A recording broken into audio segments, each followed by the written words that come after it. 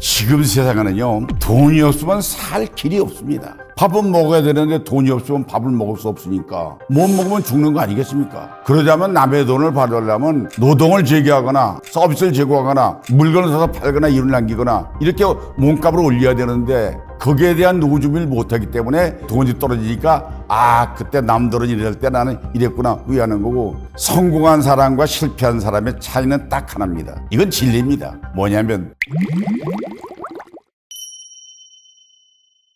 자살률이 1등이라 그러는데 왜 죽고 싶을까요? 살아갈 돈이 없고 몸이 아파 괴롭고 주변의 인간관계가 나쁜데 희망도 없고 재미도 없고 사는 것이 싫어지니까 죽고 싶은 거 아닐까요? 자살한 사람이 3,302명입니다. 많은 숫자지요. 노인 자살률을 따지면 10만 명당 약 80명, 79.7명입니다. 이것은 OECD 가운데 2.6배가 높습니다. 그 원인이 어디 있느냐? 노인들이 죽을 때는 우울증으로 죽거든요. 통계에 의하면 제일 스트레스가 뭐냐면 질병 스트레스, 경제적 어려움, 인간관계. 사실 몸이 퇴화하니까 귀찮아서, 움직이기 싫어서 귀찮다, 죽고 싶다는 생각을 갖는 것이 자살 원인의 가장 큰 이유라고 저는 생각합니다. 경제에 대한 기본 지식이 없이 주먹국으로 그냥 살아왔습니다. 경제라는 건 다른 거 없잖아요. 남의 주머니에 돈을 내 집으로 옮겨오려면 가장 좋은 건 뺏는 거, 강도, 쓰리, 절도. 근데 그건 국가적으로 못하게 하잖아요. 그러자면 남의 돈을 받으려면 노동을 제기하거나 서비스를 제공하거나 물건을 사서 팔거나 일을 남기거나 이렇게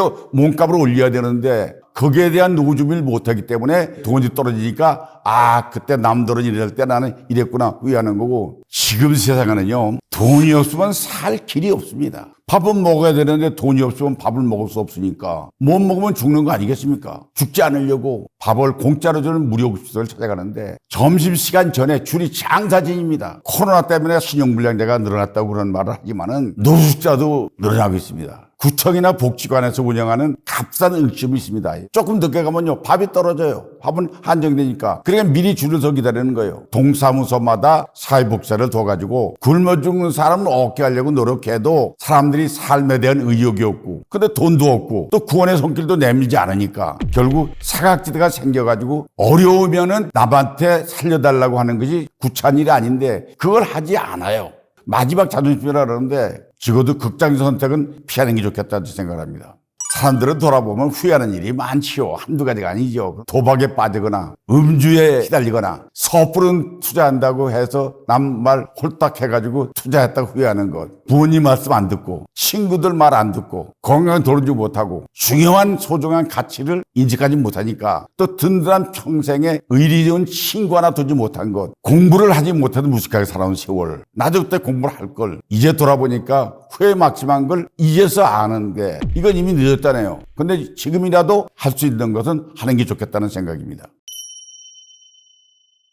성공한 사람과 실패한 사람의 차이는 딱 하나입니다. 이건 진리입니다. 뭐냐면 해야 할 일은 하기 싫습니다. 그래도 해야 되고 해서는 안 될 일은 하고 싶습니다. 안 해야 됩니다. 해서는 안 될 일이 뭐냐면 우리가 돌아보면 가정에서 가족을 가진 사람이 부도덕한 일을 하는 겁니다. 예를 들면 속된 말로 남자가 바람 피우고 여자가 바람 나는 거죠. 이건 가정을 파괴하는 것이고, 두 번째는 술과 담배가 좋아는 하지만은 이게 끊지 못하면 건강을 잃고 돈을 잃는 게 그거 아니겠습니까? 그 다음에 이제 가장 심각한 현실은 도박과 경마, 사행성 오락에서 벗어나지 못하면 그 사람은 해서는 안 될 일을 하는 것입니다. 꼭 해야 될 일, 힘들어도 독서하고 공부하고 자기 스펙을 쌓는 일은 힘들어도 밤잠 안 자고 노력해서 해야 되고, 그 다음에 운동입니다. 평소에 늘 몸을 움직여서 건강관리를 하는 것, 운동. 세 번째가 신뢰입니다. 남에게 신용이 있어야 될 거 아니에요. 방법 중 하나는 기독교든 불교든 신앙생활 하는 것. 그 다음에 쉼없이 경제활동을 하면서 검소하게 저축하고 절약하고 알뜰하게 사는 것. 다른 거는 용서가 되지만은 한 번으로 안 되는 겁니다. 예를 들면 범죄, 위법하는 것, 절도하는 것, 폭력이라든가 이런 건 한 번 실수로도 인생을 종치는 겁니다. 해야 될 일은 하기 싫어도 하고 못된 짓은 유혹받아 하지 말아라. 하게 되면 인생 끝난다. 그러니까 이렇게 강조하겠습니다.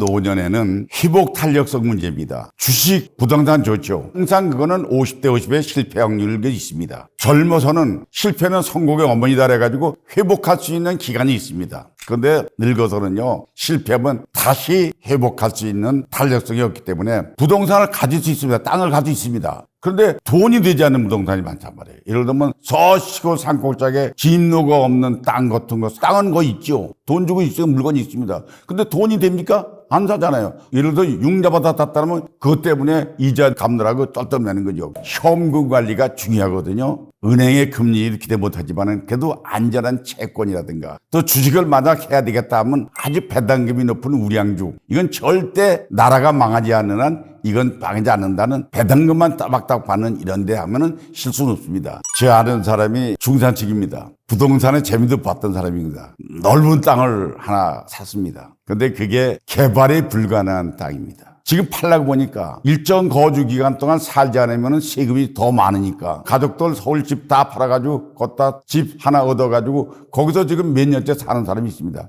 물건을 놔도 팔리지 않으니까 아직도 이자에 헤매고 있다. 그리고 겁션 같은 것도요. 이게 남들은 돈 많이 벌잖아요. 요즘 많이 유행이잖아요. 은행융자도 받고 온통 몰빵해가지고 땅을 사가지고 시작했습니다. 근데 그게 다 됩니까? 안 되잖아요. 종업원들 인건비 줘야죠. 그 다음에 융자 같은 거 세금 내야죠. 전기료 내야죠. 기본요금 들어가잖아요. 지출은 많은데 수입은 없으니까 결국 뭐냐, 그 땅 모두가 은행에 넘어가고 빈토토가 되는 그런 예가 있습니다. 이건 심플하게 정리할 필요가 있습니다. 왜냐하면 초등학교, 중학교, 고등학교, 대학교 전체 동창회 있고 반창회 있고 이렇습니다. 그럼 동창회로 인한 모임이 수없이 많습니다. 직장마다 가는 곳마다 친목표가 있습니다. 향후에, 등산에, 취미클럽 모두 참석하려고 들면 회비 내는 것도 만만치 않습니다. 나이 들면요, 아주 안 하면 안 됩니다. 그거는 사회가 창을 넓히기 때문에 가져야 되지만은 이게 축소해야 된다고 저는 생각합니다. 일반 사람들과의 만남도요, 횟수나 규모를 서서히 정리할 필요가 있습니다. 노년에 얼마 남지 않은 시간, 금쪽 같은 시간이잖아요. 근데 시간 낭비하고 허송세월하고 아까우니까 사람들도 정리해서 만나는 게 좋겠다, 이렇게 생각을 합니다. 우리가 자녀는 울타리로 생각해야 됩니다. 자식이 아무리 돈이 많아도 그건 자식 돈이지 내 돈이 아니잖아요. 자식과 재산을 공유한다는 생각은 또 딱 망하는 이유입니다. 애들이 그럽니다. 아버지 좀 살아있을 때 나를 유산을 남겨주고 정결해지면 세금도 덜 물게 되고 좋게 되잖아. 미리 남겨달라. 그러니까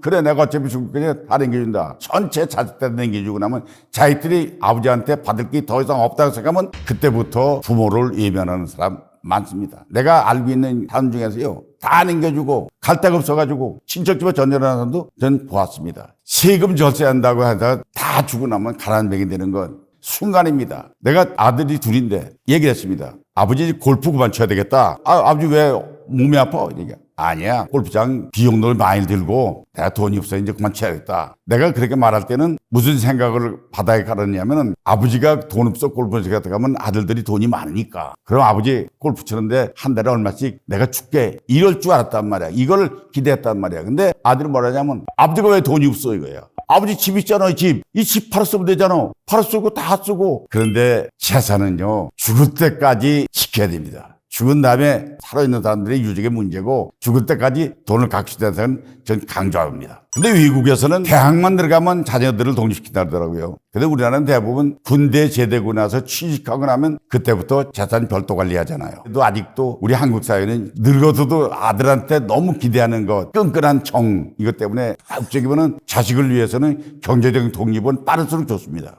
노화가 되면 바뀌잖아요. 노인으로 생활을 지나는 겁니다. 부모가 불안한 거 하는 거 가족들이 환영하잖아요. 자기가 좋다고 해서 즐기는 것, 이거는 죽어도 나이가 들면은 가족하고 상의를 해야 될 것이고, 그 다음에 이제 평생 즐겨 피우던 담배, 술, 그런 사람이 한둘이 아니잖아요. 문제는 결단적입니다. 나이 들면은 새로운 걸 시작해야 되는데 외국어라든가 글쓰기를 한다거나 남경심력을 쓴다거나 또는 어울려서 그림, 서예, 사진 찍기 이런 거에 심취하는 것, 우리가 습관을 바꿔야 되는 것이라고 저는 생각을 합니다.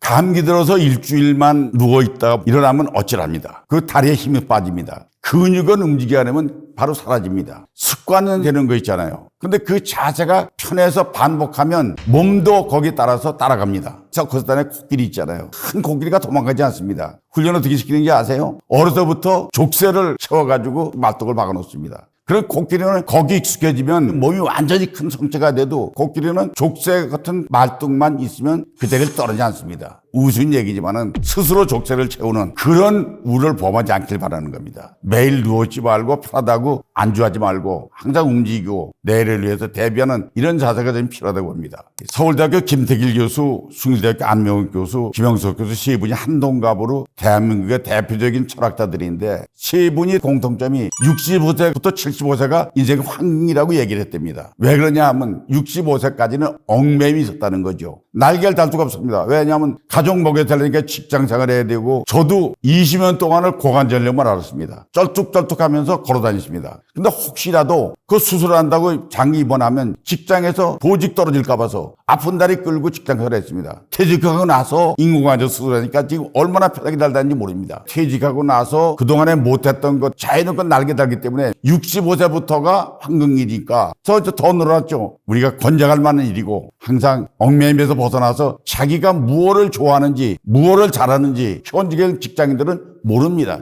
퇴직하고 나서 드디어 내가 이런 노래를 잘하는구나, 내가 글쓰기를 잘 쓰는구나, 자기 취미를 살리는 역할을 했으면 좋겠습니다.